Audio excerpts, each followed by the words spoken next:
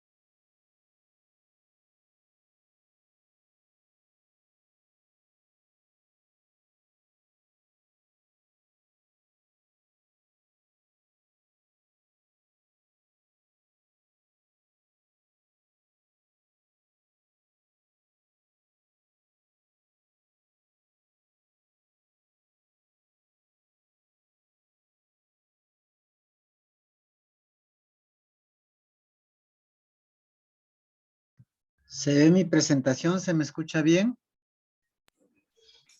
Sí, doctor, se ve la presentación y se escucha correctamente. Perfecto, muchas gracias. Buenas tardes con todos. Vamos a iniciar esta parte del curso de redacción con algunas generalidades. Eh, Cabe recalcar que la presentación corresponde a un curso de redacción dado por Evisalud, por el cual son autores de estas presentaciones.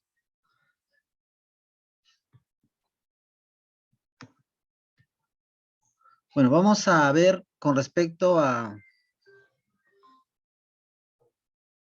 lo que es el camino de la publicación. Esto se refiere básicamente a cómo es que se recorre desde que nosotros tenemos una idea de investigación hasta que publicamos. Entonces, nosotros, cuando tenemos una idea de investigación, redactamos un protocolo de investigación, realizamos el trabajo de investigación, el trabajo de campo, la recolección, etcétera. Y por último, damos la redacción del artículo científico. Entonces, para luego, una vez terminado la redacción del artículo, esta puede ser publicado en una revista científica, ¿no? Ese es básicamente el camino que nosotros recorremos frente a nuestra idea de investigación inicial.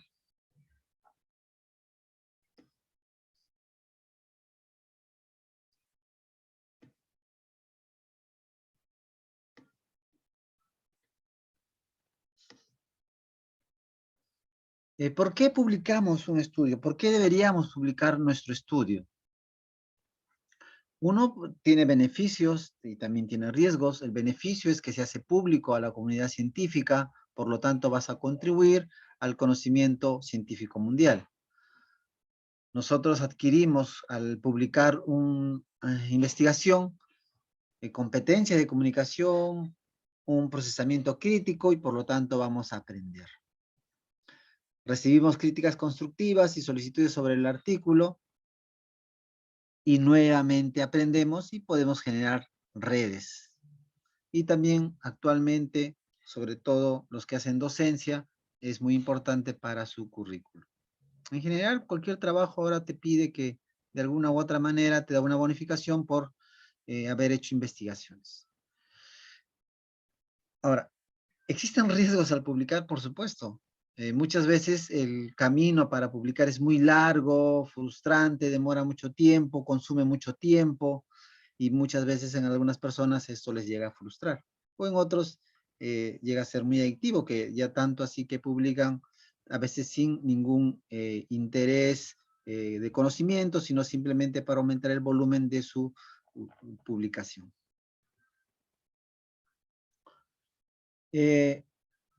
Los trabajos de investigación, básicamente, nos vamos a centrar en la redacción de artículos científicos originales.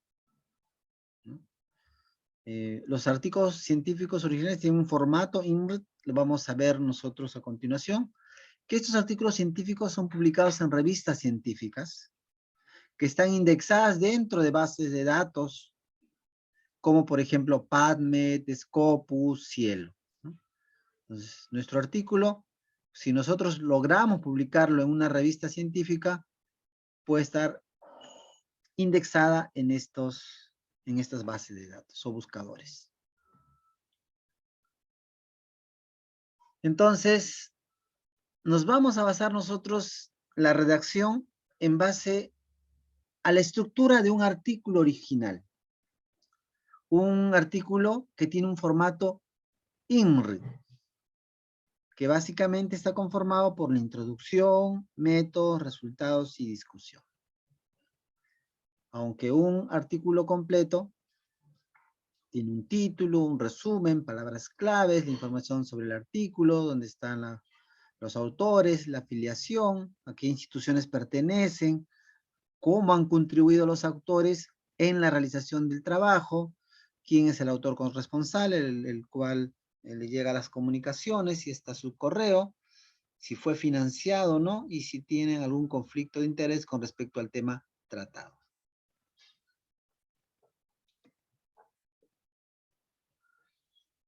Entonces, el artículo original, sobre el cual nosotros vamos a tratar desde todo este curso de redacción, tiene un formato, el formato IMRD. Este formato está dividido y viene de introducción. Básicamente responde una pregunta, ¿por qué se hizo el trabajo? O sea, la introducción tiene que responder a esta pregunta, ¿por qué se hizo el trabajo?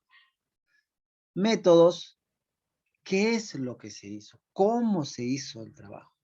¿Qué se hizo para tener los resultados de ese trabajo, las conclusiones, etcétera?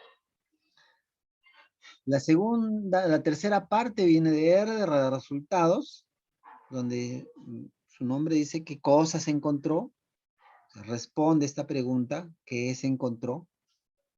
Y por último, la discusión, que es qué significan los resultados. Entonces, esa es la estructura del cuerpo de un artículo original. Y no debería faltarle ninguno de estos capítulos o partes para poder ser considerado un artículo original.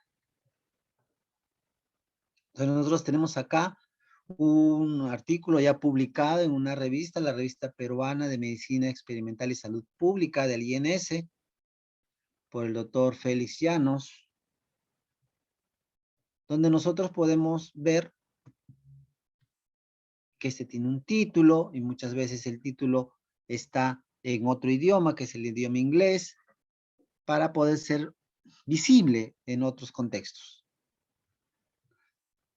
Acá están los autores, la afiliación, donde trabajan en el servicio de neumología del Hospital Nacional 2 de Mayo, ¿no? El doctor Félix Llanos.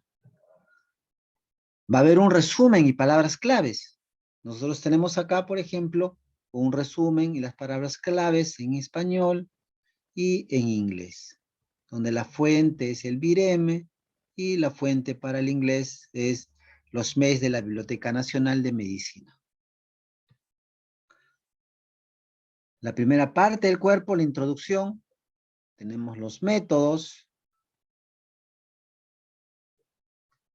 tenemos los resultados, la tercera parte, y por último, la discusión. Entonces, eso vendrían a ser las 4 partes importantes de un artículo original.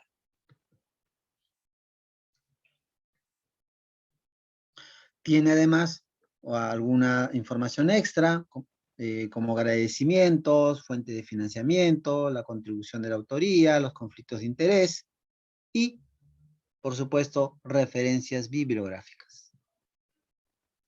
Entonces, nosotros, cuando hacemos un manuscrito, cuando hacemos una investigación, muchas veces nos iniciamos con nuestras tesis. Y nuestras tesis son estudios muy voluminosos, que tienen muchas páginas, cientos de páginas muchas veces. Y tal vez nosotros creemos que un artículo científico puede tener el mismo volumen, un poquito menos, pero no. Nuestro artículo publicado, nuestro artículo original es normalmente breve. Máximo, normalmente la cantidad de palabras que tiene un artículo original es entre 3.500. Ese es alrededor el tamaño promedio de palabras que debe tener nuestro artículo. Puede ser aceptado hasta 5.000 dependiendo de las revistas. Pero en promedio son 3.500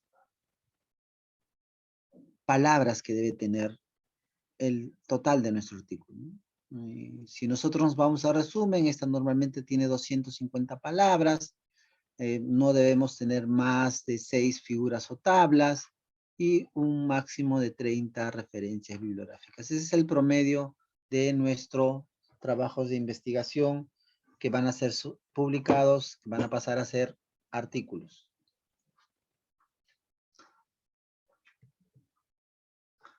Entonces, ¿cómo nosotros calculamos el número de palabras? No vamos a contar, ¿no? 1, 2, 3, ¿no? Cuando nosotros redactamos en Word, seleccionamos y acá tiene una parte al pie donde está el número de palabras. Este artículo tiene 5.000 palabras y esta selección está con 3.166 palabras, ¿no? Normalmente, como les dije, la cantidad de palabras está entre 3.000 y 5.000, alrededor de 3.500 es un buen número. Pero, por ejemplo, tenemos una revista que nos dice que el número máximo de palabras va a ser 3.000. Y nos menciona incluso cuántas palabras podría tener la introducción, cuántas palabras los métodos, cuántas palabras los resultados y la discusión. Ahora, las tablas y las figuras no entran en el conteo de las palabras, ¿ya? Eso es importante saberlo. Pero fíjense esta distribución. La introducción es corta, son 500 palabras. Los métodos es el doble de la introducción, son 1.000 palabras. Los resultados también son cortos y la discusión también es larga en comparación a la introducción y los resultados. Entonces, donde nosotros nos debemos centrar y de repente tener mayor aporte con palabras es en métodos y en discusión, ¿ya? No se olvide. Normalmente, pues, nuestro asesor de tesis nos pide, pues, 100 páginas, 120 páginas, pero cuando vamos a publicar un artículo, este es mucho más pequeño. ¿Hasta acá tienen alguna pregunta? Tenemos un pequeño repaso, tal vez, de lo que han visto en las clases pasadas. ¿Alguna pregunta? ¿Para seguir? ¿Está claro?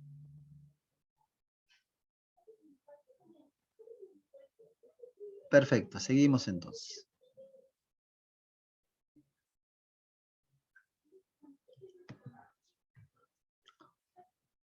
¿Cómo nosotros escribimos?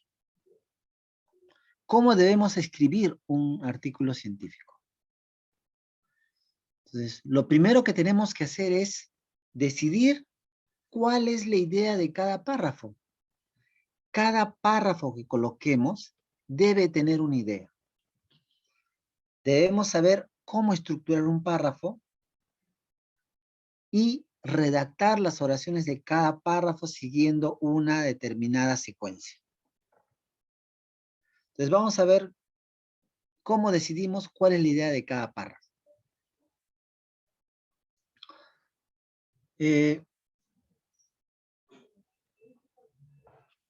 Recordemos que el cuerpo del artículo tiene un formato INRID, donde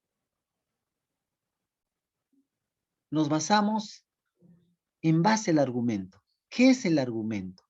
Es la línea de pensamiento que deseamos comunicar. O sea, ¿qué cosa queremos comunicar? Ese es el argumento.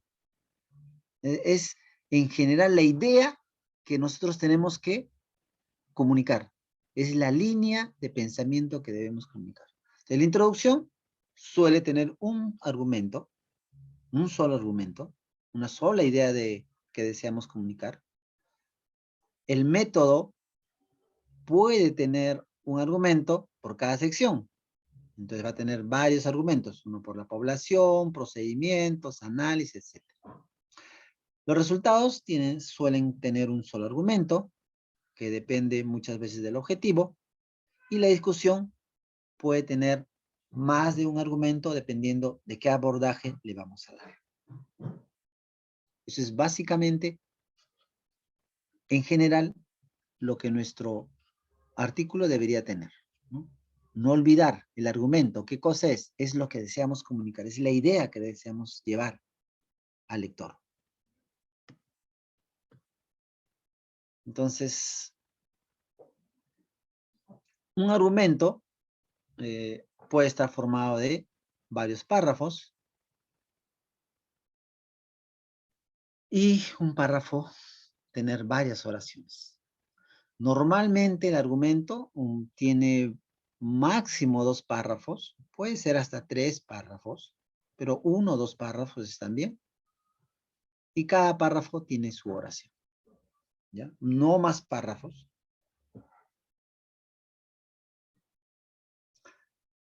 Y sigue esta secuencia, el llamado método del embudo. O sea, un párrafo, un argumento, sigue un método que va desde lo más general hacia lo específico. Entonces, tiene un orden lógico, de lo general a lo particular, del análisis global, análisis de subgrupos, se dan cuenta cómo va haciéndose de lo general a algo más pequeño, de una idea principal a los argumentos que la apoyan, de la idea principal a algunas ideas secundarias, de la causa al efecto. Esto es importante. Y tiene un orden cronológico, ¿ya? Siempre hay que respetar el orden cronológico.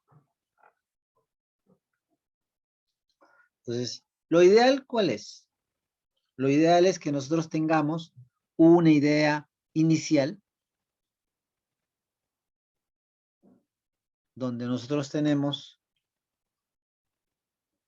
una determinada idea,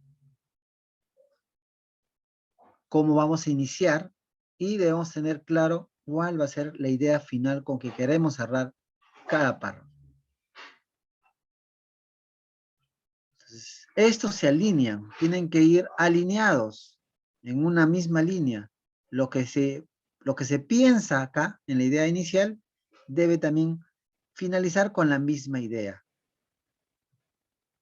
Y los párrafos van alineados en torno a la idea inicial y a la idea final. Entonces, al inicio, ¿qué es lo que se escribe?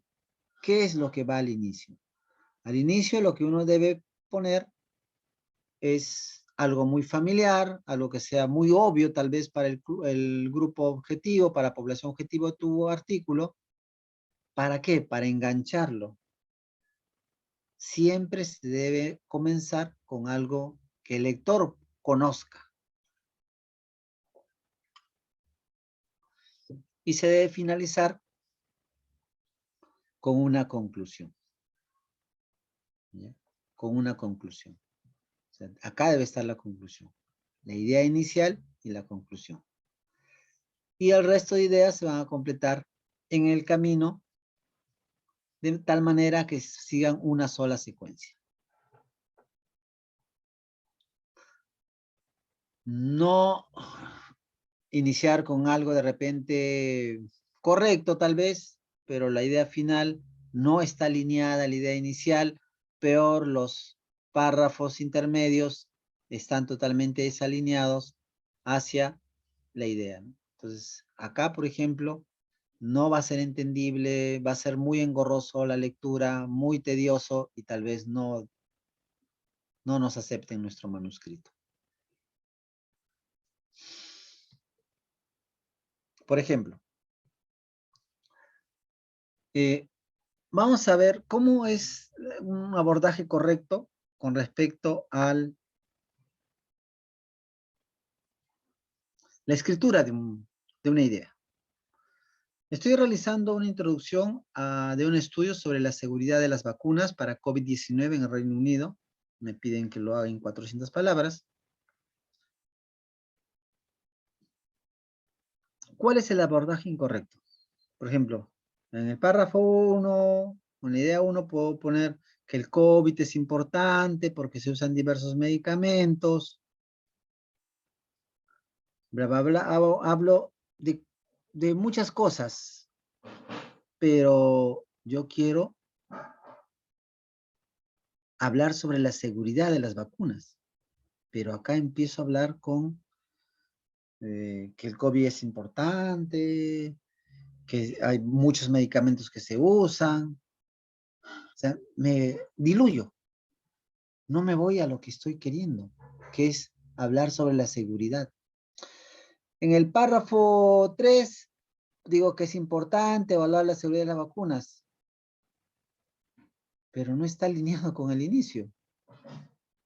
Y en el párrafo 2 estoy poniendo que las vacunas, las variantes, hablo de las vacunas, hablo de las variantes del virus, las complicaciones. Entonces, se dan cuenta que no está alineado frente a una idea, no que acá empiezo con una cosa, acá doy algo tal vez de lo que quiero, hablo de una vacuna, etcétera, y acá esta idea final no está alineada con lo que estaba al inicio. Este es un abordaje incorrecto de cómo se hace, y muchas veces lo hemos hecho. Yo lo he hecho muchas veces. Queremos llenar con muchos datos, completar la historia del COVID, ver del virus, pero nos olvidamos de esto de acá, del objetivo, ¿no? O sea, ¿qué es lo que queremos? Hablar sobre la seguridad de la vacuna, ¿no? Y empezamos a rellenar con otras cosas que no corresponden. ¿Cuál sería el abordaje correcto? Podemos empezar, sí, pues la importancia del COVID, ¿no? La epidemiología, porque queremos estudiar el COVID, datos que conozcan nuestros lectores, y el párrafo final vendría a ser que existen limitaciones al estudiar la seguridad de las vacunas. Entonces el párrafo intermedio sería: las vacunas para el COVID están aplicándose masivamente. O sea, hablo prácticamente de una sola idea, que es sobre la seguridad de las vacunas, y hablo de las vacunas.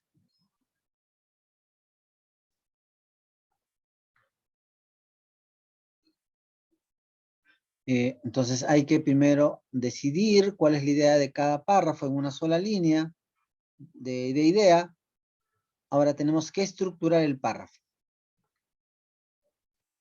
¿Qué cosa es el párrafo? El párrafo es una unidad de la comunicación que va a desarrollar una idea principal. Puede tener una o más oraciones. Entonces, la idea del párrafo debe estar unido, pues, en una secuencia lógica, deben terminar de formar la idea, de construir la idea del párrafo. Entonces, lo que escribamos debe girar alrededor de la idea que queremos comunicar. No irnos, no formar varias ideas, sino lo que escribamos debe estar en torno a una idea de investigación. Entonces, hay diferentes tipos de párrafos. Hay párrafos descriptivos, narrativos, expositivos y persuasivos. Y vamos a ver cada uno de ellos. O sea, al momento de escribir podemos toparnos o podemos tener estos estilos, estos párrafos, ¿no? Ustedes pueden tener más información sobre tipos de párrafos o ejemplos de estos párrafos que nos dan esos enlaces que están acá. Tenemos un párrafo descriptivo. ¿Cuál es el objetivo de un párrafo descriptivo? El objetivo de un párrafo descriptivo es desarrollar una idea. Este párrafo tiene un formato llamado de sándwich. ¿Por qué le llaman sándwich? Porque empieza con la idea y termina con la idea. Y en el medio tiene otras partes como la elaboración de la idea, ejemplos, argumentos, pero termina con la idea y finaliza con la idea. Por eso le llaman formato sándwich. El objetivo es desarrollar una idea. Por ejemplo, estamos hablando de un fármaco, el fármaco X no ha demostrado de ser de utilidad para el manejo del COVID-19. Estamos hablando de un fármaco que no es útil. Por lo tanto, como lo han señalado diversas guías internacionales, su uso no cuenta con respaldo científico, ¿no? Estamos hablando del mismo fármaco. Pero en el transcurso, podemos elaborar la idea, a pesar del entusiasmo con el cual ha sido usado en los últimos meses, ¿no? A pesar, la gente ha empezado a usar un medicamento que no ha demostrado ser de utilidad. Esta es parte de la idea. Y acá, por ejemplo, en verde brindamos ejemplos, como por ejemplo, los 2 ensayos clínicos publicados hasta la fecha, uno en pacientes ambulatorios del Reino Unido y otro en pacientes hospitalizados de 8 países, no han encontrado beneficios. Para la referencia. Además, revisiones sistemáticas previas tampoco han encontrado evidencia de alguna utilidad de dicho fármaco en otras infecciones virales, ¿no? Probablemente se refiere a la ivermectina, se refiere a la cloroquina. Tenemos otro ejemplo de tipo de párrafo. Ya no es un descriptivo, sino es el narrativo. El narrativo es contar lo que sucedió, ¿no? El formato es un orden cronológico, donde está el suceso 1, suceso 2, suceso 3. La vacuna Z fue desarrollada por los laboratorios A y B durante marzo y mayo del 2020. Fue en mayo del 2020. Posteriormente, entre junio y julio, se realizaron los ensayos clínicos de fase 1 y 2 en Brasil, encontrándose resultados prometedores a una sola dosis. El ensayo clínico fase 3 se demoró por temas logísticos, se inició en diciembre del 2020, habiéndose recolectado hasta la fecha información de 20.000 personas en 5 países. Entonces, el párrafo narrativo sigue un orden cronológico de redacción. Tenemos otro tipo de párrafo, que es el párrafo expositivo, cuyo objetivo es brindar información sobre un tema. Es los que generalmente encontramos en los libros, en las revisiones. El orden es expositivo, donde hay una introducción al tema, hay un dato, otro dato y otro dato. Básicamente de revisión. La vacuna Z comprende un vector de adenovirus humano recombinante del tipo 26. Eso es la introducción, que codifica una proteína espiga de SARS-CoV-2 unida a la membrana en una conformación estabilizada por prefusión. Las vacunas basadas en AD26 han sido probadas en otras enfermedades, suelen ser seguras e inducir respuestas inmunitarias duraderas. Ese es otro dato. Concordantemente, la vacuna Z indujo una protección duradera a dosis bajas en estudios preclínicos con SARS-CoV-2. Entonces, esto es el párrafo expositivo, donde hay una introducción y una sucesiva serie de datos que nos va a complementar todo el párrafo. Y por último, el párrafo persuasivo. El párrafo persuasivo tiene como objetivo convencer al lector de una hipótesis, ¿no? O sea, hacerle ver que tu hipótesis tiene mucho para ser cierto. El formato es argumentativo, en una causa, un efecto, una evidencia ya estudiada y sus implicancias. Las personas que recibieron la vacuna Z informaron menos severidad de los síntomas en COVID-19 que aquellas que recibieron placebo. Entonces, esta es mi hipótesis, las cuales sugiere que esta vacuna podría disminuir la gravedad de los casos. Acá tenemos nosotros mi planteamiento con mi hipótesis. Esto coincide, otra evidencia, con una revisión sistemática reciente que reporta que las vacunas contra la influenza se asociaron con menor severidad de la enfermedad. Estos hallazgos sugieren que la vacuna Z puede reducir el riesgo de desarrollar enfermedad grave, hospitalizarse y morir, aunque el presente estudio no tuvo un número suficiente de casos para evaluar dicha hipótesis.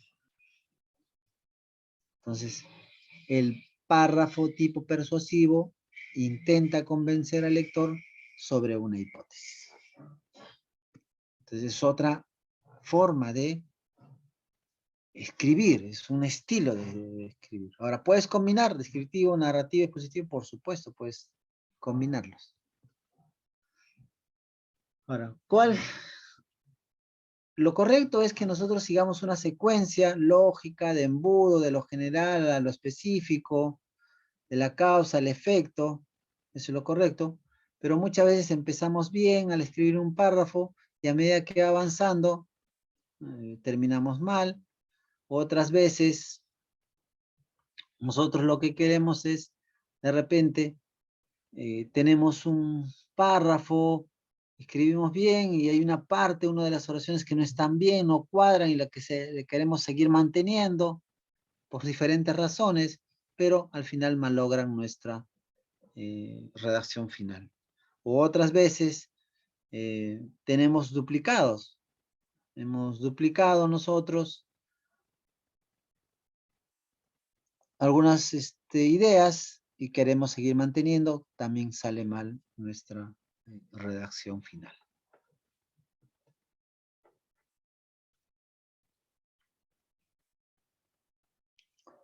¿Cómo redactamos las oraciones de cada párrafo? Las oraciones pueden estar en voz activa o pasiva, pueden ser redactadas en primera, tercera persona, en tiempo presente, pasado y futuro. Eso depende de las partes del texto. Hay algunas que sí, siempre van a ser en pasado, otras en presente, otras en futuro. Entonces hay que recordar que las oraciones deben ser útiles para el párrafo. Debemos tener claro cuál es el sujeto y el verbo. Deben ser cortas, deben ser precisas, verídicas y estar correctamente escritas, ¿no? La ortografía. Entonces vamos a ver cada una de estas partes. En realidad, la forma de escribir en voz activa o pasiva es de acuerdo a cada estilo. ¿no? Por ejemplo, la voz activa se centra en el sujeto que realiza la acción. Por ejemplo, medimos la temperatura con. La voz pasiva vendría, se centra más en el objeto sobre el cual se actúa, ¿no? La temperatura fue medida. El problema de la voz pasiva es que la voz pasiva puede producir ambigüedades. El lector puede no saber quién desarrolla la acción. Por eso muchas veces muchos prefieren la voz activa. Ahora, independientemente de la voz, es siempre importante acortar el texto. Por ejemplo, en esta tenemos un escrito donde dice, en esta sección nosotros presentamos una discusión sobre lo mismo podría decirse, todo esto se puede resumir en esta sección discute Entonces, siempre hay que intentar acortar el texto, porque recuerden que tenemos un número limitado de palabras que nos exigen las editoriales para publicar. Puede ser entre primera persona o tercera persona. Primera persona nosotros encuestamos, tercera persona sería lo mismo, los autores encuestaron. Generalmente cuando hablamos de primera persona es que uno asume la responsabilidad de lo que está haciendo, en cambio, en tercera persona pareciera que no asumiera la responsabilidad de lo que ha desarrollado. Pero igual depende del estilo como queramos escribirlo. El tiempo. El tiempo pasado es lo que hemos hecho, lo que se encontró, lo que pasó, lo que sucedió. Por ejemplo, dicho estudio reportó que fue un estudio pasado, encontramos que también puede ser un argumento válido. Presente se usa para verdades generales, conclusiones y hechos atemporales, por ejemplo. Verdades generales. Fumar aumenta el riesgo de enfermedad coronaria. Esto es algo que se conoce y que se sabe. Este hallazgo explica la diferencia entre o futuro, es lo que sucederá o harás en el futuro.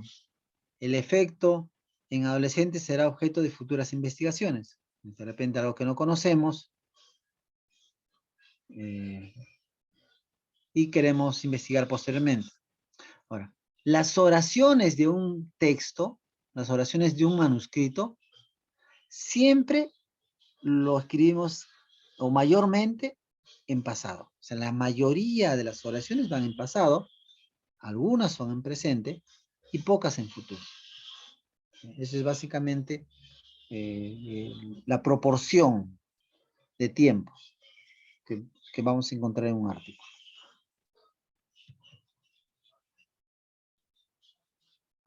Por ejemplo, hay oraciones complejas donde se pueden combinar tiempos. Por ejemplo, en 1905, Albert Einstein postuló, porque fue en ese año, postuló hace tiempo pasado, que la velocidad de la luz es constante. Esto es algo atemporal, la velocidad de la luz es una verdad atemporal, por eso que es presente. Entonces se puede combinar. Ahora, las oraciones tienen que ser útiles para el párrafo. No porque tú has desarrollado un texto bonito, algo que te parece, te tomó mucho tiempo en generarlo y quieres conservarlo como sea, pero en realidad no aporta al párrafo, no se debe mantener. ¿Ya? Ojo. Hay que tener claro el sujeto y el verbo. Por ejemplo, supongamos en el primer párrafo, dice, el personal inyectó la sustancia X a 14 ratas para evaluar la respuesta en estos sujetos. Puede ser ambiguo, ¿no? ¿A quién se refiere? ¿A los sujetos que han inyectado o a las ratitas?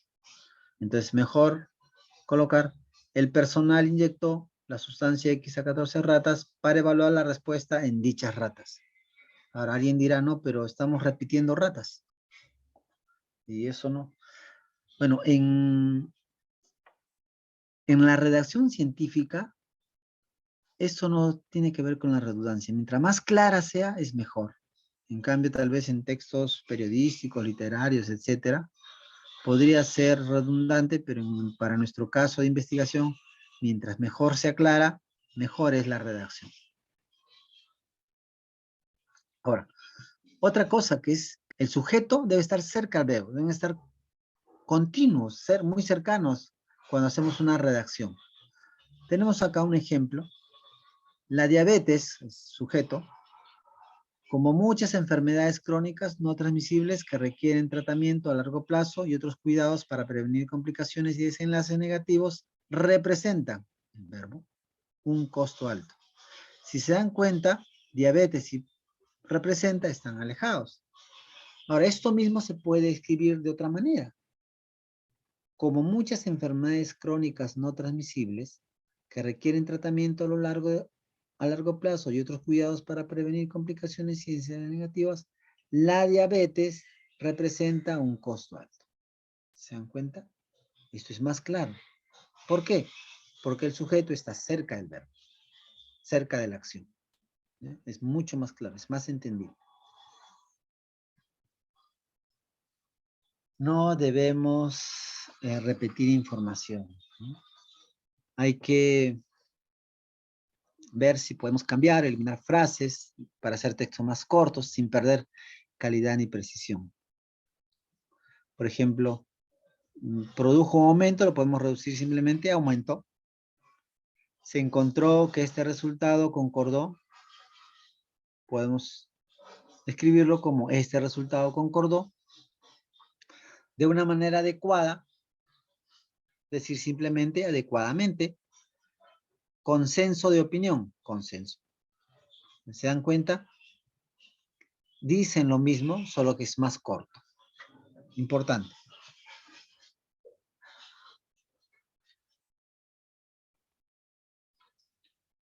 Podemos también nosotros intentar, cuando tenemos oraciones muy largas, partirlas, incluyendo puntos seguidos.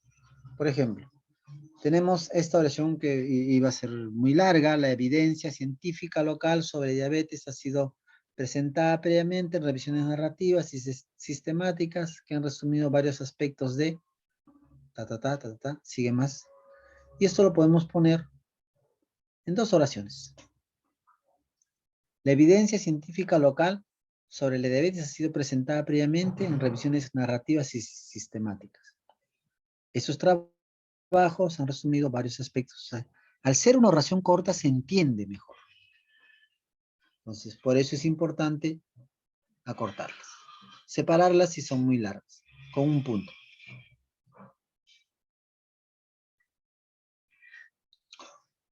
Debemos escribir fácil para el lector.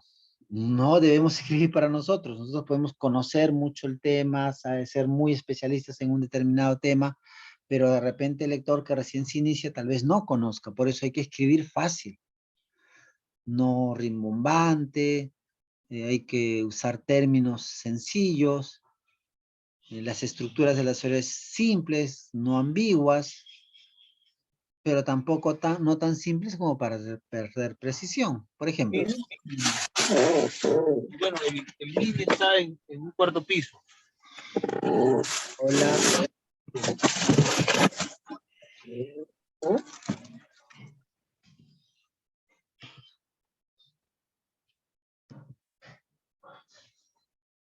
Ya.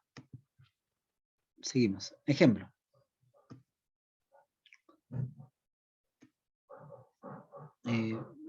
Por ejemplo, recientemente el fármaco X ha sido puesto en el ojo de la tormenta. Fíjense cómo está escrito. Debido a una audaz publicación, reveló que este compuesto tenía un inesperado grave efecto adverso, sangrado a nivel gastrointestinal.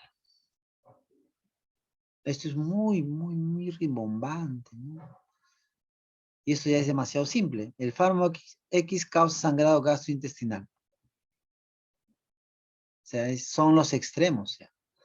Lo ideal es que una revisión reciente encontró que el uso del fármaco X se asoció a sangrado gastrointestinal. Entonces, hay que buscar el punto intermedio. Por ejemplo, tenemos acá Salazar Bondi. Eso, de Lima la Horrible, todo un parafraseo, con adornos para la lectura, pero eso se ve en literatura, ¿no? La redacción científica debe ser verídica y neutra. No busca defender una posición, sino exponer sus pros y sus contras. No debemos nosotros poner, este estudio demostró que.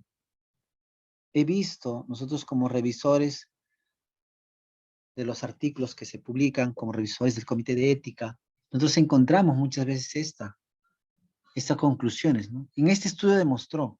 Eso sería ser muy, muy, muy soberbio.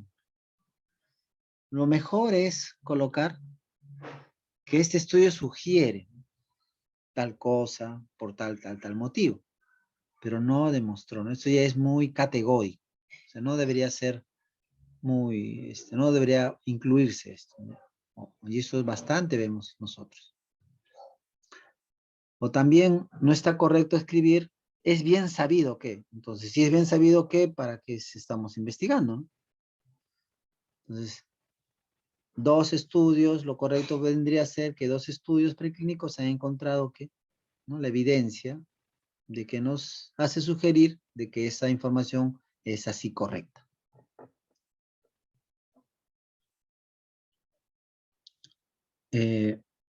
Es importante usar un corrector ortográfico. Word viene con un corrector ortográfico, de repente no encontramos algunas palabras, podemos buscar en internet.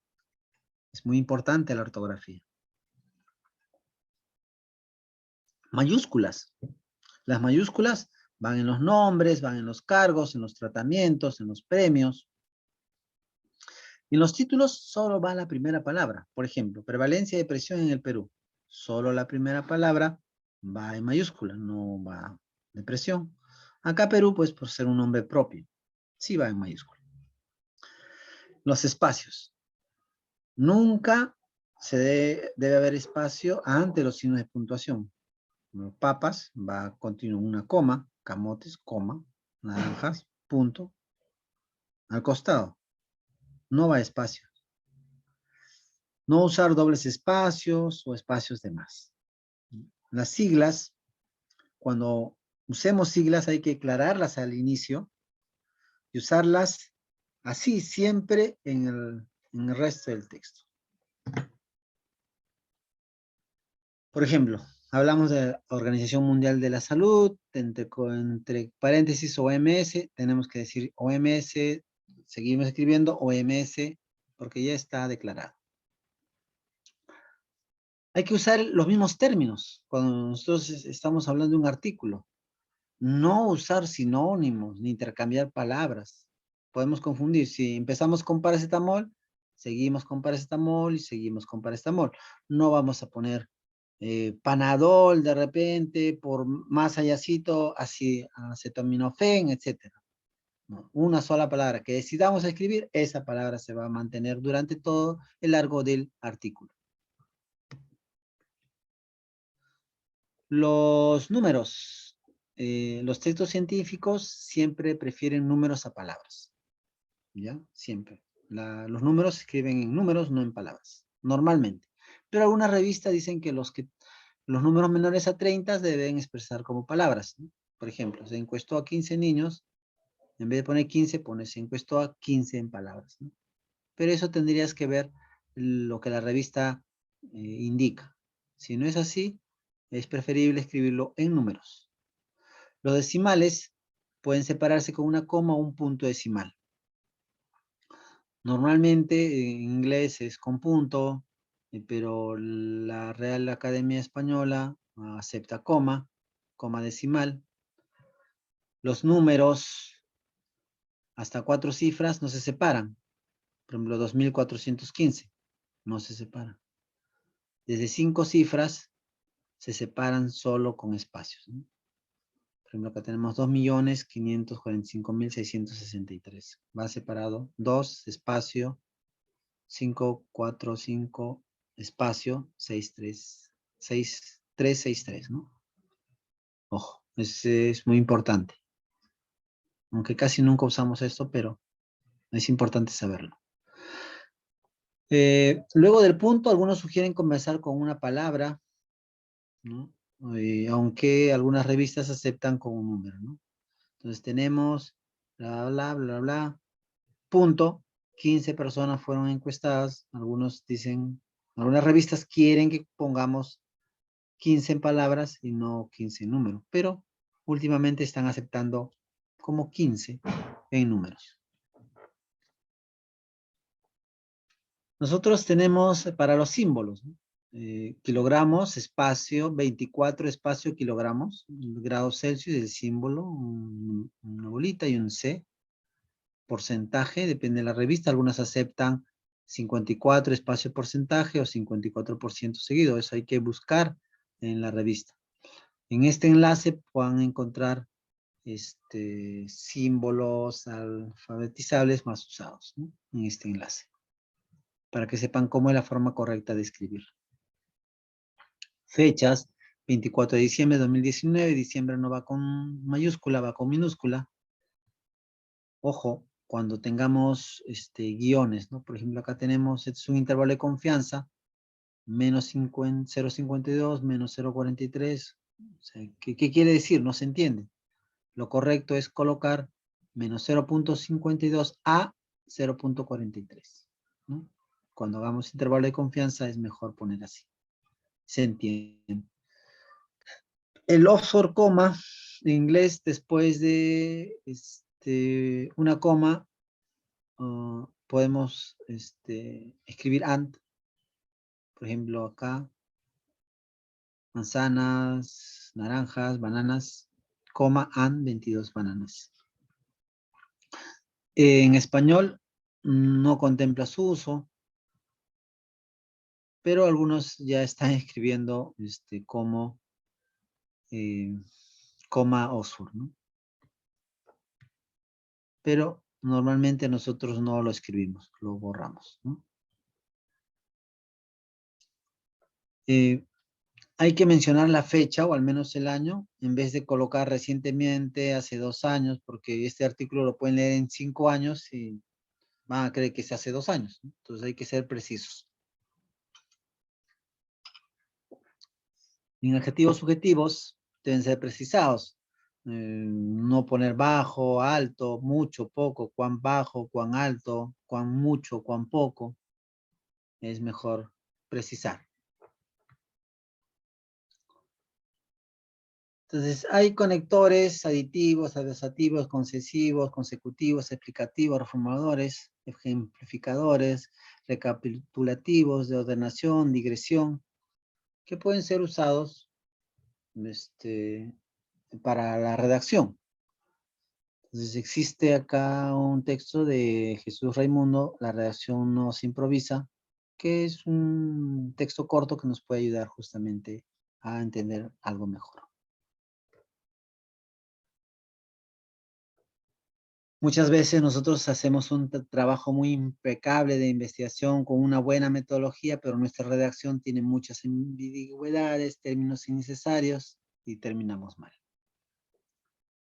Todo debería hacerse tan simple como sea posible, pero no más que eso, ¿no?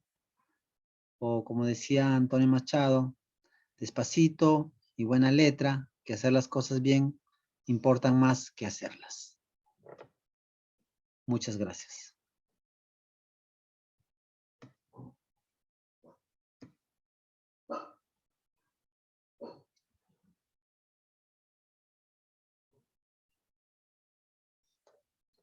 ¿Tienen alguna pregunta hasta acá?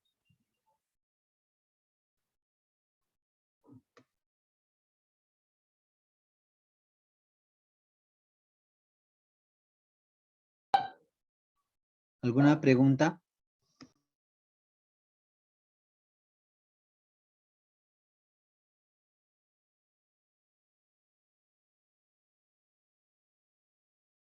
Todo claro, doctor. Ya, muchísimas gracias. Vamos a continuar con la siguiente presentación.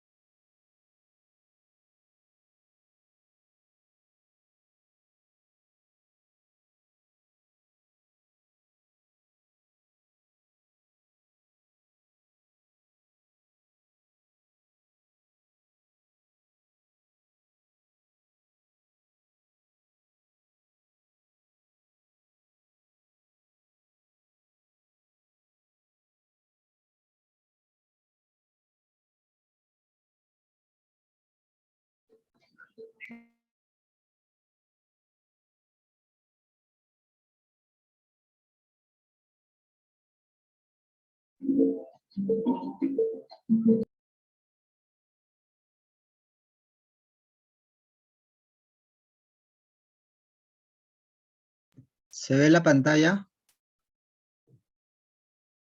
Sí. Perfecto, gracias. Muy bien. Vamos a ver ahora con respecto a la introducción. Es algo más cortito. Con las generalidades hemos abarcado mucho de lo que tenemos que escribir. Bueno, mi nombre es Pedro Arango, no me había presentado, soy ginecólogo obstetra, trabajo en la unidad funcional de investigación y soy docente de la Universidad Nacional Mayor de San Marcos, de la Cátedra de Ginecostetricia, los cursos de investigación para posgrado también de los residentes.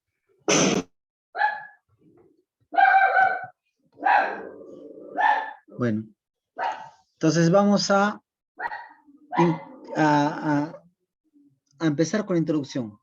Si bien es cierto, la introducción es la primera parte que leemos en un artículo, no es la primera parte en ser redactada. Es la última parte en ser redactada. Lo último que nosotros tenemos que redactar cuando hacemos nuestro artículo científico es la introducción. Es increíble. Y esto tiene su explicación. La explicación de la redacción de la introducción al final es que nosotros tenemos que alinearla a nuestra discusión, alinearla a nuestros resultados, para que ésta sea mejor entendible, mejor leída. ¿Por qué? Porque vamos a guiarles de ahí al lector y vamos a terminar encontrándonos alineado a nuestra discusión, nuestras conclusiones, nuestra respuesta a nuestro objetivo. Por eso es que se redacta al final. Aunque en un protocolo de tesis, en un protocolo de investigación, va en ese orden. Y también en la lectura del artículo va en ese orden. Primero, ¿no? Pero la redacción debería ser al último. Entonces, la introducción sigue el mismo método de la redacción en general, que es el método del embudo, donde va de lo general a lo particular, del análisis global, de la idea principal, de la causa al efecto, en orden cronológico, de las ideas principales a las ideas secundarias. Entonces, el método del embudo. Esto deben acordar siempre, cuando escriban, acuérdense de esto siempre. Entonces, eso les va a hacer más agradable la lectura y más sencilla la lectura al que evalúa nuestro artículo, a los que nos leen.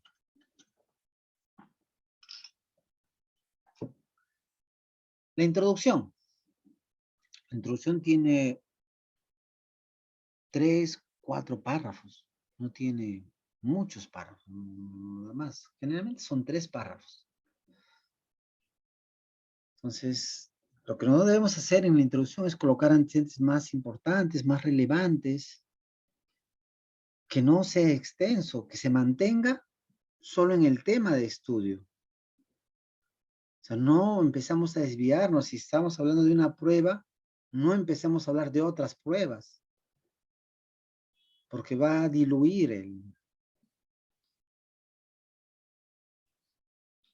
la introducción y al final va a terminar aburriendo al lector. Porque cuando un lector se enfoca en un artículo, ¿qué es lo que lee? Lee el título. ¿Y el título qué dice? Prueba X. Y tú empiezas a hablar de la prueba Z, Y, W, P. Pero él no fue a tu artículo por esas pruebas, fue por la prueba Z. Entonces es importante eso, entender. Si nosotros entendemos eso, de verdad que nuestro artículo va a tener mucho impacto para la lectura. Ahora, algo que nosotros debemos tener en cuenta es con respecto a las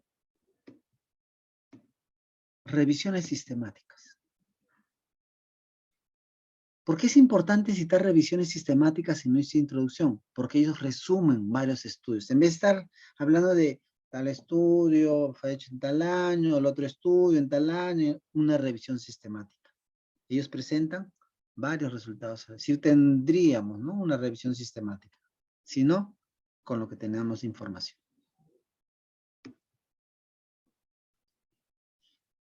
Entonces, la introducción. La introducción tiene tres partes.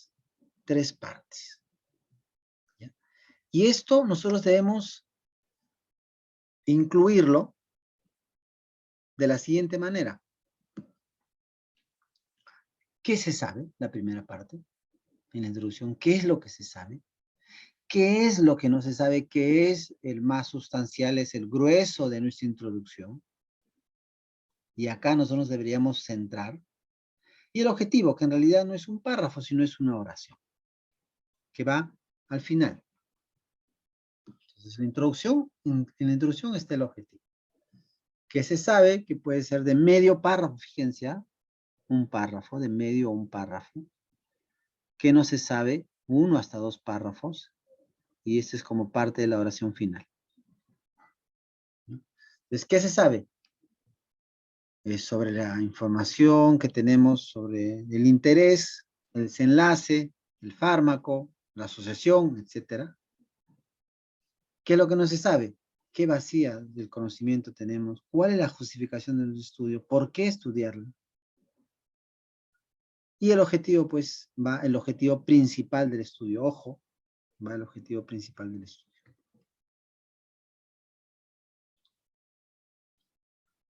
Ahora, ¿por qué la introducción se redacta al final? Lo que les explicaba en antes. Porque debemos tener claro el mensaje de tu manuscrito. ¿Y dónde vemos el mensaje del manuscrito? En la discusión. Y eso es hacia el final. Eso es el resultado prácticamente. Entonces, en la primera parte de qué se sabe, nosotros debemos hacer una presentación del tema principal que vamos a estudiar, una intervención, una asociación, un desenlace. Entonces, la función de esta parte es presentar conceptos generales sobre el tema a investigar, presentar qué se sabe sobre la pregunta de investigación hasta la fecha. Estos son los antecedentes. No es muy extenso. Depende mucho del mensaje principal del manuscrito. Y nosotros ya lo sabemos porque tenemos la discusión, tenemos resultados. Y nuevamente hay que preferir usar revisiones sistemáticas que sintetizan muchos estudios. Acá tenemos un ejemplo de qué se sabe. Tenemos un estudio cuyo objetivo es evaluar el efecto de los cigarrillos electrónicos adicional a la consejería individualizada para dejar de fumar, ¿no? Entonces, se hizo un estudio en el cual se hacía una consejería y también se le daba los cigarrillos electrónicos. Entonces, tenemos acá la relevancia de la investigación, los ejes, o sea, más o menos estos componentes en la parte de que se sabe.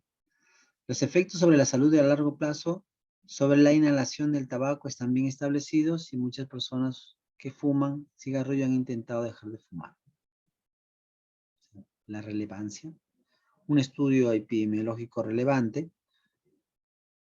Otra parte puede ser esa. Un estudio realizado entre estos años encuestó a 8.263 personas que informaron haber hecho un intento de dejar de fumar en el último año, incluso con el uso de al menos 5 semanas de terapia farmacológica y o conductual, pero más del 70% informó haber vuelto a fumar. Entonces, un estudio importante, bastantes pacientes, 8.263. La variable principal de interés. Acá está lo que nosotros queremos. Muchos fumadores han adoptado el uso de cigarrillos electrónicos para intentar dejar de fumar, ¿no? El antecedente se ha informado que una pequeña cantidad de ensayos clínicos que usan cigarrillos electrónicos, algunos de los cuales sugieren mejoras modestas en varios resultados del tabaquismo con el uso de cigarrillos electrónicos. Entonces, estos son los conceptos generales que nos debemos tener en cuenta cuando se sabe, en cuanto a qué se sabe.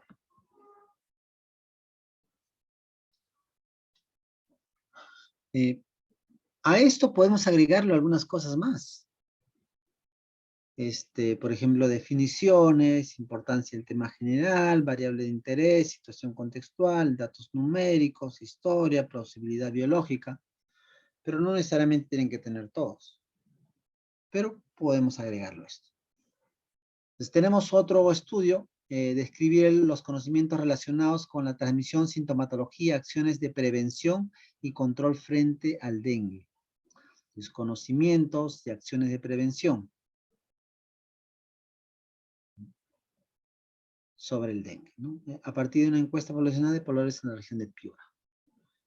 Entonces, en la primera parte, pues, algo del dengue, una definición. El dengue es una enfermedad vírica transmitida por el mosquito de la especie Aedes, a su vez es vector de otras arrovirus, chikungunya, fiebre amarilla, actualmente Zika. Todas ellas de relevancia de salud global debido a la mortalidad y complicaciones asociadas a estas enfermedades. Fíjense acá. Quiero que vean esto. No digo que está mal colocado este párrafo. Sí, tiene algunas definiciones, pero mira, me habla de chikungunya, fiebre amarilla, Zika, y entonces yo estoy sobre el dengue, ¿no? Yo estoy centrado sobre el dengue. Entonces, yo no digo que esté mal, pero si vamos a poner información de ese tipo, vamos a desvirtuar la investigación, los vamos a desviar. Muchas veces hemos hecho eso. Entonces, lo correcto sería recortar tal vez esta parte y mantenernos con lo que es estrictamente necesario para la investigación, que en realidad dice describir conocimientos y prevención, y no habla acá nada de prevención. En esta primera parte, por lo menos. Entonces, acá tenemos la importancia del tema general, las actividades y programación de prevención junto con el control de vectores en las zonas endémicas juegan un rol importante para evitar la dispersión del dengue y demás arbovirus. No obstante, estas acciones suelen ser insuficientes. Acá ya está un poco más centrado en el tema. La variable de interés es el conocimiento, el mecanismo de transmisión de los arbovirus y el riesgo de la proliferación del vector podría permitir en la población la identificación temprana de focos de diseminación y evitar epidemias. Entonces, lo que nosotros queremos, conocimientos. Y la situación contextual tenemos acá. A pesar de ello, los conocimientos en poblaciones de zona de riesgo no suelen ser homogéneos, reportándose cifras dispares en diferentes regiones a nivel nacional e internacional, ¿no? Se dio una investigación de Campos Caicedo. Otro ejemplo. Nosotros tenemos como objetivo, siempre la introducción tiene que verse en base al objetivo y que se respondió en la discusión, ¿ya? Que en los resultados de la discusión. Por eso es que esto se hace al final, ¿ya? Para centrarlo en esa línea. Evaluar si existe una asociación entre la violencia contra la mujer ejercida específicamente por la pareja íntima y la prevalencia de desnutrición crónica en sus hijos menores de 5 años, en un contexto latinoamericano. Entonces podemos tener el contexto, la historia. Por ejemplo, está acá, en el Perú y el mundo existen algunas concepciones culturales patriarcales que crean inequidades de género y consecuentemente propician violencia contra la mujer, la cual muchas veces se desarrolla dentro del mismo hogar.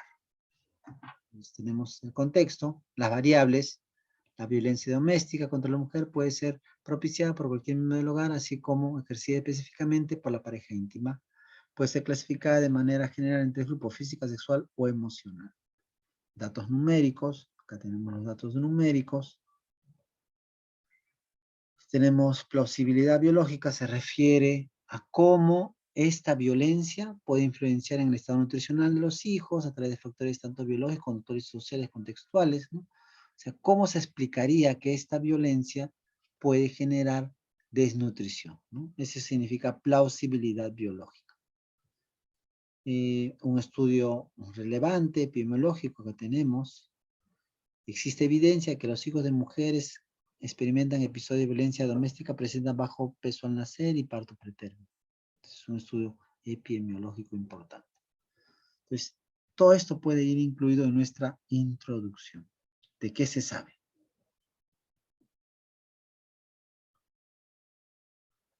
¿Qué es lo que no se sabe? El vacío de conocimiento. Entonces, dejar en claro cuál es el vacío de conocimiento y justificar nuestro estudio. No tiene que ser muy extenso. Debería estar basado en estudios previos. ¿Qué faltó hacer? ¿Qué se pudo hacer mejor? Y está relacionado a lo que se plantea responder en el presente estudio. Entonces, vacío del conocimiento. Algo que nosotros tenemos la costumbre de repente escribir es: no hay información en el Perú. O sea, eso no es una, si bien es cierto, es un vacío de conocimiento, pero no es una justificación como tal. Un vacío de conocimiento es lo siguiente: los antecedentes no nos permiten saber qué cosa, que hay diferencia entre poblaciones estudiadas, que si bien es cierto hay antecedentes, pero son pequeños o mal diseñados, diseños de mala calidad, que hay resultados no concluyentes, no se llegó a concluir, o discrepantes. Unos dicen que sí, otros dicen que no, o hay poblaciones no estudiadas. De repente, por ejemplo, tenemos poblaciones altoandinas sobre 2.500 metros sobre el nivel del mar, o poblaciones cerradas que no aceptan otros, no se relacionan con personas foráneas, etc. Variables o desenlaces no evaluados o mal evaluados. De repente no estudiamos todas las variables que decíamos haber estudiado, y nos menciona incluso en algunos estudios: no fue evaluado tal cosa, no fue evaluado tal cosa. Entonces, eso es un vacío de conocimiento que nos permite a nosotros justificar una investigación. Razones de vacío de conocimiento. Por ejemplo, que tengamos estudios pequeños o mal diseñados, resultados no concluyentes, resultados discrepantes, poblaciones no estudiadas, variables o desenlaces mal evaluados. Por ejemplo, resultados discrepantes. Estos hallazgos contradictorios pueden ser el resultado de la heterogeneidad entre estudios. ¿Mm? Que dicen que sí, que dicen que no. Poblaciones no estudiadas, que incluyeron poblaciones con diferentes características como la edad, los métodos utilizados para evaluar la exposición, además de diferencias en las características de los participantes hospitalizados o ambulatorios. De repente yo tengo pacientes ambulatorios y el estudio fue hecho en pacientes hospitalizados. O lo último, ¿no? Las variables incluidas en los modelos ajustados o el tiempo desde el diagnóstico de la hipertensión. Entonces, de repente, en los modelos que yo he trabajado, no incluí ciertas variables y por eso es importante justificar que hay un vacío de conocimiento.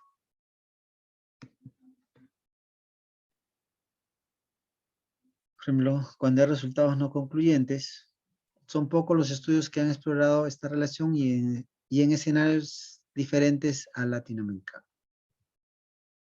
Entonces es un vacío de conocimiento que me permite justificar por qué estamos haciendo la investigación.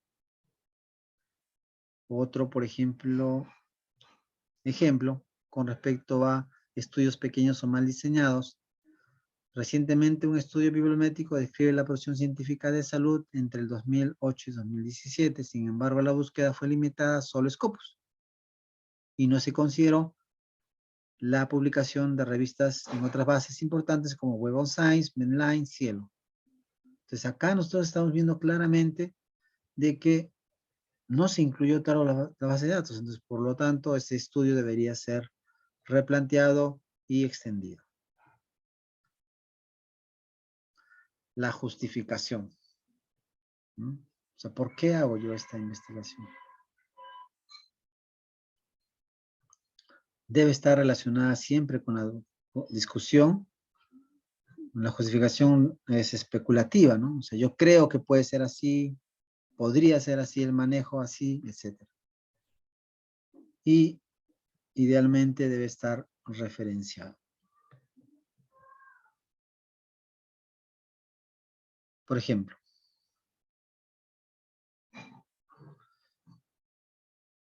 ¿cómo se podría utilizar los resultados que se van a presentar?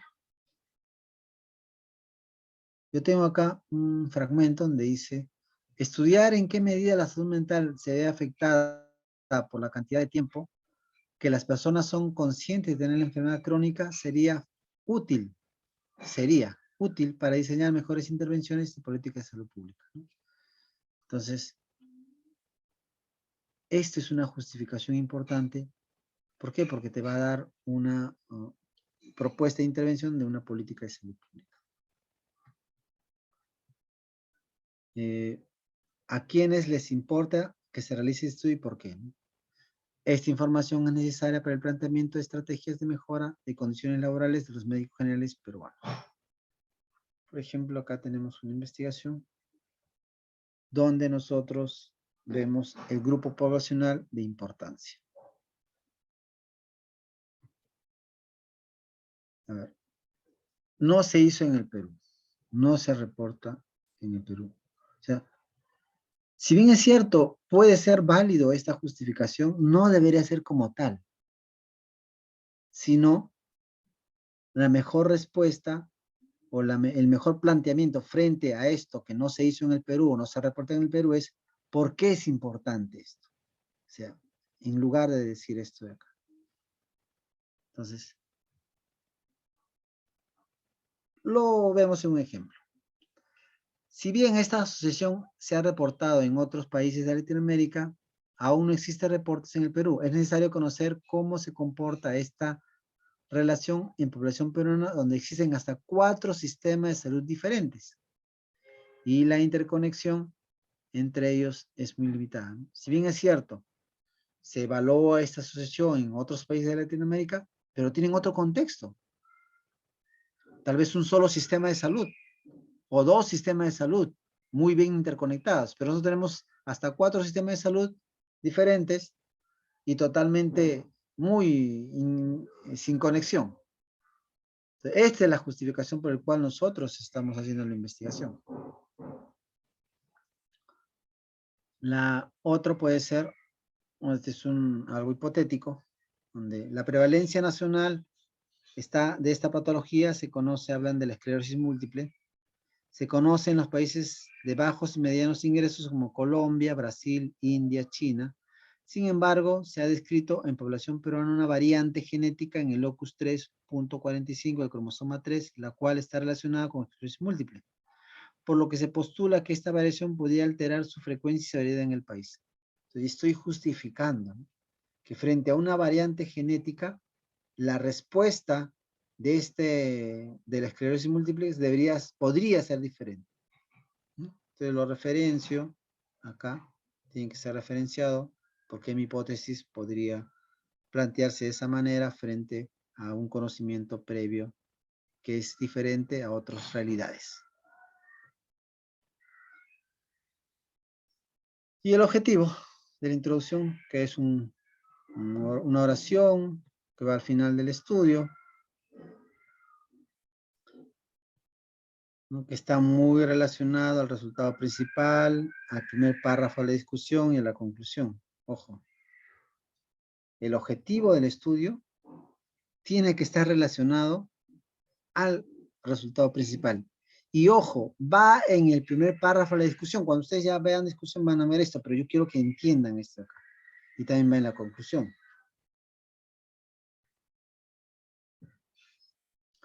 Entonces, vamos. El objetivo, ¿no? Con respecto a que es una parte pequeña al final de la introducción. Está relacionado mucho a la pregunta Pico. Nosotros observamos en la naturaleza, hacemos una pregunta, y si esta pregunta se vuelve un objetivo de investigación. Así es como nace un objetivo. Entonces, la pregunta de investigación se formula en un formato Pico, por ejemplo. En adultos con COVID-19, la obesidad estará asociada a la mortalidad. La población son adultos con COVID. La intervención es tener o no, o la exposición es tener obesidad. El control es no tener obesidad. Y el resultado es mortalidad. Los objetivos. El objetivo principal. Hay que recordar que los componentes de la pregunta se plasman en el objetivo. El estudio se diseña para responder a este objetivo, ¿no? Es el más importante. Ejemplo, evaluar la asociación entre obesidad y mortalidad en adultos con COVID-19. Los objetivos secundarios son los que complementan el objetivo principal, dan información adicional, pero tienen carácter exploratorio. Investigar otros factores asociados a la mortalidad de adultos con COVID-19. ¿No? Entonces, por ejemplo, tenemos acá prevalencia de trastornos musculoesqueléticos en docentes universitarios que realizan teletrabajo en tiempos de COVID-19. El objetivo fue determinar la prevalencia de los trastornos musculoesqueléticos, es el objetivo principal, y la asociación con factores de riesgo ergonómico en los docentes universitarios que realizan teletrabajo en tiempo de COVID en las universidades de Lima, Perú, en el año 2020. Son objetivos secundarios. Entonces, ¿cómo es la redacción del objetivo del estudio? El objetivo suele incluir en el último párrafo la introducción, tiene la población, tiene la intervención, tiene el desenlace, el lugar y el tiempo. ¿No? Si se detallan objetivos secundarios, se deberían incluir los mismos componentes. Por ejemplo, el objetivo de esta investigación fue describir los principales factores asociados a la mortalidad en una cohorte de pacientes hospitalizados por neumonía por SARS-CoV-2 en un hospital público de Lima. Entonces, esto es cómo se hace el objetivo, cómo se escribe el objetivo. Ahora, no siempre se incluyen todos los componentes. Para objetivos descriptivos no hay una exposición o desenlace. Si no se quiere enfatizar un lugar de tiempo determinado, puede no incluirse. El tiempo no siempre es numérico. Por ejemplo, durante el pico de la pandemia. Muchas gracias. ¿Tienen alguna pregunta?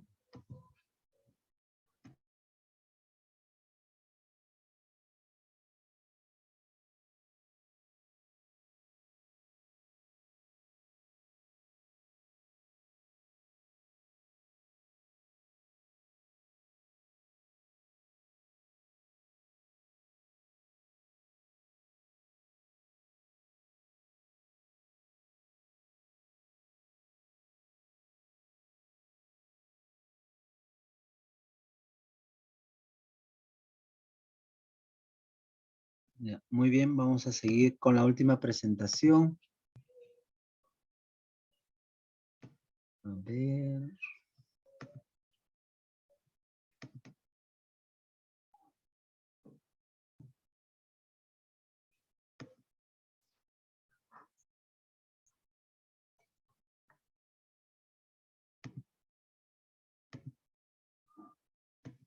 Listo. ¿Se ve la pantalla? Sí, doctor, sí. Gracias. Entonces, ahora, dentro de lo que es un artículo científico, la segunda parte pues son los materiales y métodos, ¿no? Los materiales y métodos es una de las partes más importantes del artículo, que tiene que ver cómo nosotros hemos podido desarrollar la investigación. Entonces eso nos va a ayudar a nosotros a que otros investigadores puedan replicar nuestra investigación. Entonces vamos a ver cómo es la redacción de los métodos. Entonces vamos por unas consideraciones generales para redactar los métodos. Los métodos se redactan en voz activa o pasiva y tiempo pasado. Es sumamente importante entender esto, que la redacción de los métodos es en tiempo pasado, porque es algo que hicimos ya. Entonces, un error muy frecuente es mencionar resultados dentro de los métodos.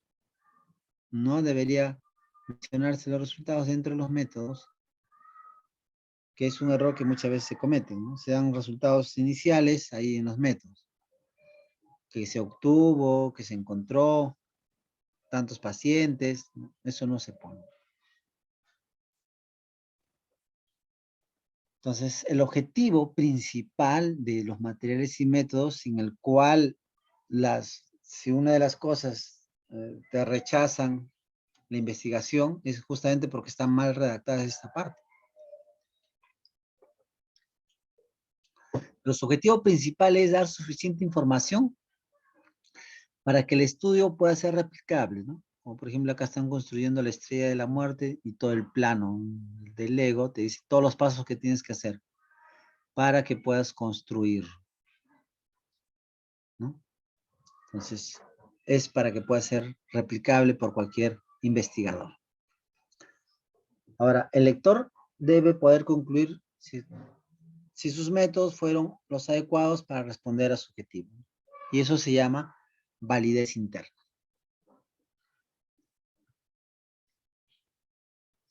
¿Cuál es la estructura de la sección de métodos? Entonces, los métodos vamos a redactarlos en base a unas guías. Y esto ya lo mencionó la doctora Saldaña en las clases anteriores. Nosotros usamos una guía que se llama el STROP, que es para estudios observacionales y que nosotros lo podemos descargar de es una lista de chequeo que lo podemos descargar de esta enlace, ¿no? Equator Network. Entonces, no debemos redactar como creemos, tenemos que redactar bajo una guía y este es STROP. Entonces, la guía STROP tiene una serie de secuencias en esta parte de material y métodos.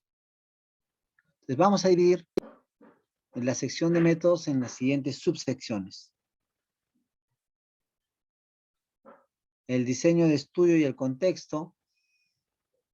Entonces, nosotros tenemos acá, debemos presentar al principio del documento los elementos clave del diseño de estudio. Hay que describir el marco, los lugares, la fecha relevante, incluir el periodo de reclutamiento, exposición y seguimiento y la recogida de datos, ¿no? Entonces, acá está el diseño de estudio y el contexto. Ahora, la segunda parte, o sea, la primera parte es diseño de estudio en contexto, la segunda parte es participantes o unidades de análisis. Entonces, nosotros acá tenemos, en un estudio de cortes, por ejemplo, hay que proporcionar los criterios de elegibilidad, así como las fuentes y métodos de selección de los participantes, ¿Qué métodos hemos hecho para el seguimiento? Es un estudio de cortes, un estudio de casos y controles. Hay que proporcionar los criterios de elegibilidad, como hemos seleccionado, procesos diagnósticos de los casos y la selección de los controles. Hay que proporcionar las razones para la elección de casos y controles, ¿no? Entonces acá vamos los criterios de inclusión y exclusión. Y en estudios transversales hay que proporcionar los criterios de elegibilidad, las fuentes y los métodos de selección de los participantes. Entonces, en estudio de cortes, en los estudios apareados, hay que proporcionar los criterios de formación de las parejas. En los estudios de casos y controles, los estudios apareados, hay que proporcionar los criterios para la formación de las parejas y el número de controles por cada caso. Entonces, acá, esto es la sección que dice de los participantes o unidades de análisis. El procedimiento y variables. Nosotros acá tenemos, hay que definir qué variables vamos a estudiar, variables de respuesta, disposiciones, predictoras, confusoras, modificadores de efectos. Y si procede, hay que proporcionar qué criterios diagnósticos nosotros hemos usado para poder definir tal o cual variable. Para cada variable de interés, tenemos que ver de dónde vamos a sacar esos datos. Hay que detallar cómo nosotros hemos valorado las medidas, cómo se ha calculado, cómo se ha obtenido el valor. Si hubiera más de un grupo, hay que especificar si son comparables los procesos de medida. Es lo mismo medir un adulto, un anciano, una mujer, un varón, etc. Y hay que especificar todas las medidas adoptadas para afrontar fuentes de potenciales sesgos, ¿no? ¿Qué se hizo para, por ejemplo, nosotros controlar, o si estamos tomando la presión arterial, de repente calibrarlo cada 20 usos, cada 30 usos, cada 100 usos, no sé. En cuanto a las variables cuantitativas, hay que explicar cómo se trataron las variables cuantitativas en análisis. Si procede, hay que explicar qué grupos se definieron y por qué.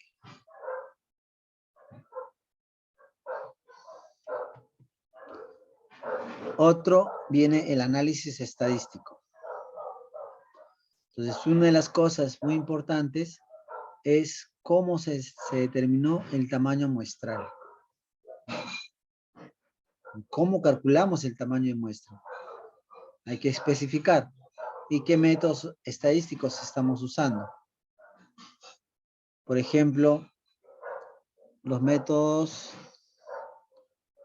para controlar factores de confusión, para análisis de subgrupos, interacciones, qué pasó, qué hemos hecho cuando faltaron datos. Por ejemplo, si tenemos un estudio de corte, cómo se han afrontado las pérdidas en el seguimiento. Generalmente nosotros damos un 10% más para reemplazar esos que se han perdido en el seguimiento. Estudio de casos y controles, y procede, explique cómo se apararon los casos y controles. En los estudios transversales, podemos especificar cómo se tiene en cuenta el análisis de estrategia de muestreo. Y hay que describir los análisis de sensibilidad también.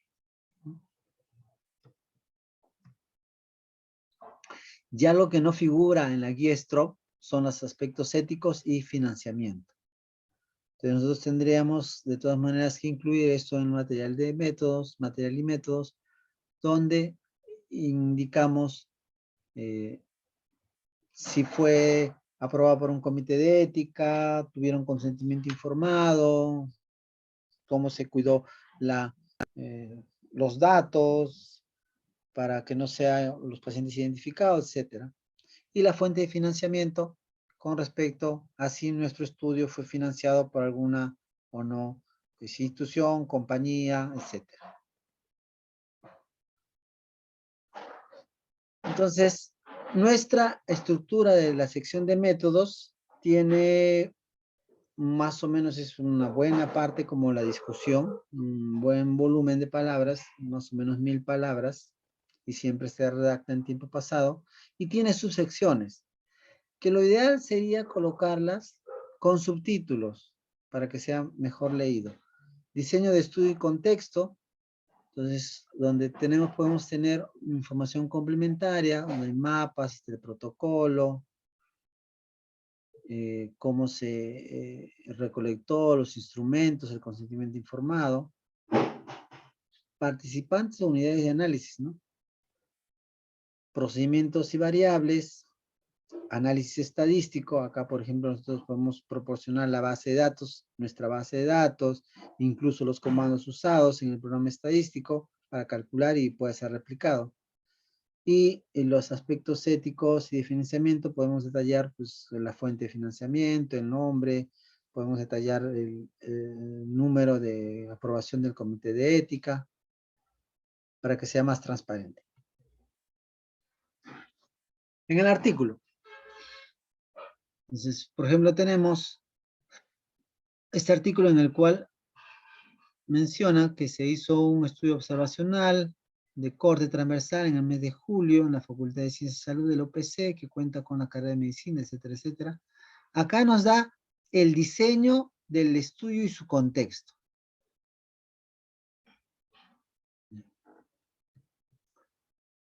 Los participantes o unidad de análisis a la población, los procedimientos y las variables, o sea, ¿qué se hizo? ¿Cómo definieron las variables? Y el análisis estadístico. ¿Qué se usó? ¿Qué se usó en el caso de, por ejemplo, dicen los resultados de las encuestas fueron digitalizados en una base de datos de Excel, luego del control de calidad se eliminaron las encuestas que no habían llenado en forma completa las escalas de Zoom, se utilizó la prueba de chi cuadrado para variables dicotómicas, o de Stewart, variables cuantitativas, continuas, con distribución normal, el análisis variado para evaluar la asociación entre síntomas depresivos y las variables de exposición se consideró un P menor a 0.5 como significativo. Entonces, los análisis asociados en el análisis bivariado fueron incluso un modelo de regresión logística múltipla, se generó variables de interacción, se evaluó el modelo completo frente al reducido con una prueba de verosimilitud. Finalmente se usó la prueba de bondad de ajuste de Hosmer-Leeuwenhoek para evaluar la validez del modelo. El análisis de datos se realizó usando un paquete estadístico Stata 11. Es como más o menos se redacta el análisis estadístico dentro de los materiales y métodos. Y acá está incluido los aspectos éticos y financiamiento. El estudio fue aprobado por la Cátedra de Metodología de la universidad. Acá están los subtítulos que deberían, lo ideal es que vayan de esa manera para que el lector tenga más facilidad.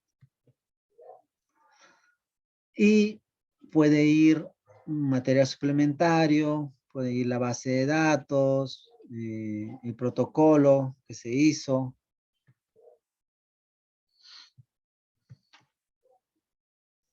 Y eso sería con respecto a material y métodos. ¿Tienen alguna pregunta hasta acá? ¿Alguna duda con respecto a esta parte? ¿Se entiende? ¿Se entendió?